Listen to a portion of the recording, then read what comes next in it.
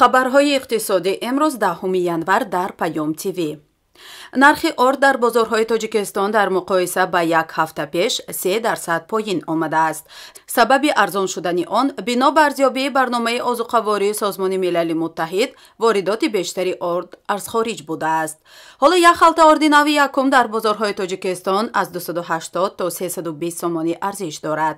нархи равғани растанӣ ва шакар бетағйир мондааст. ин арзёбӣ рӯзи 8 январ нашр шуд ва дар он қимати маводи ғизоӣ дар 8 бозори Тоҷикистонро таҳқиқ карданд. дар давоми 2 ҳафтаи охир нархи миёнаи тухм то 2% афзуда, дар муқоиса бо моҳи гузашта 1% камтар, аммо нисбат ба соли гузашта 33% зиёдтар аст. Қазоқистон масъалаи ба Осиёи Миёна фиристодани ғалларо ҳал кард. аз 1 то 10 январ ба сабаби дар шабакаҳои асосӣ ҷамъ шудани қатораҳо ҳаракати нақлиёт муваққатан манъ карда шуда буд. Қазоқистон аз 10 январ ба қабули ғалла ва маҳсулоти аз он тайёр шуда барои кашонидани он ба кишварҳои Осиёи Марказӣ дар истгоҳи Сариагаш оғоз кард.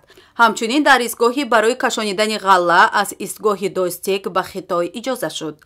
дар назар аст ки вагонҳо бояд аз истгоҳи борфурӯшӣ танҳо дар қисмҳои на кам аз 10 адад вагонҳо раванд.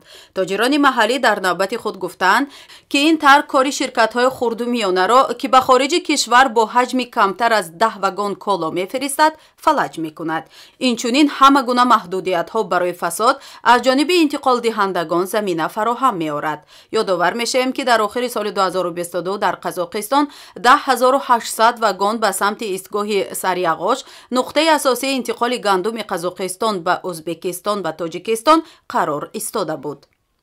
Қазоқистон таъмин кунандаи аслии орд ва гандум ба Тоҷикистон аст. Тоҷикистон аз Қазоқистон қариб 98% ҳаҷми умумии ин маҳсулотро ворид мекунад. тибқи омор дар 7 моҳи охир ба Тоҷикистон зиёда аз 27960 тонна орд ба маблағи $10,200,000 ва зиёда аз 463125 тонна гандум ба маблағи $155,200,000 ворид шудааст.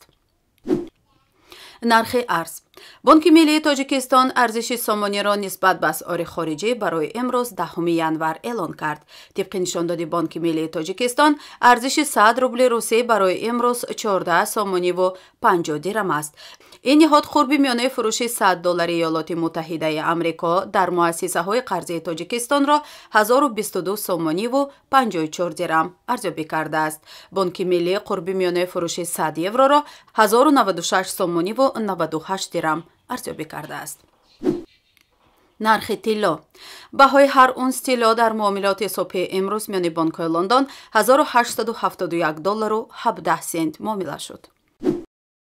нархи нафти хом. нархи миёнаи фурӯши ҳар бушка нафти хоми таҳвили моҳи оянда дар биржаҳои Intercontinental Exchange ва Brentgrad Futures London $79.35 муомила шуд.